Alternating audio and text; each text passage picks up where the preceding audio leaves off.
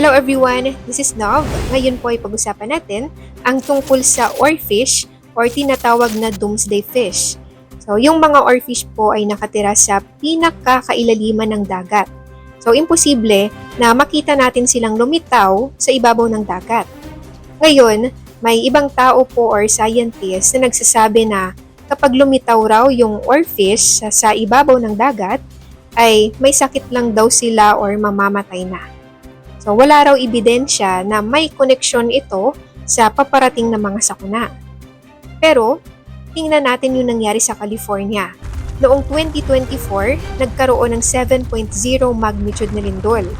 Sa Japan, noong 2011, nagkaroon ng tsunami at 9.0 magnitude na lindol.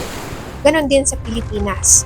Nagkaroon ng 6.6 magnitude na lindol sa Surigao at meron din sa Luzon. So bakit ko po sinasabi ito? Dahil bago po nangyari ang lahat ng mga sakunang ito, may natagpuan pong oarfish na lumitaw sa ibabaw ng dagat.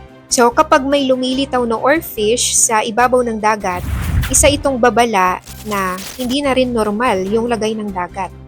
At may paparating na mga sakuna. So alam naman po natin na laganap na sa buong mundo ang malalalang sakuna. At isa itong bagay na hindi natin kontrolado. Kaya ano nga ba yung dapat nating gawin para maproteksyonan tayo ng Diyos?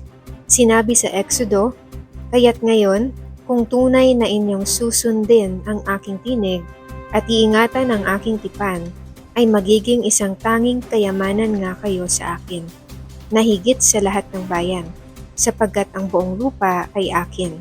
Kapag sinusunod natin ang kalooban ng Diyos at pinapalugod siya, magkakaroon tayo ng espesyal na relasyon sa Diyos at iingatan niya tayo sa mga sakuna.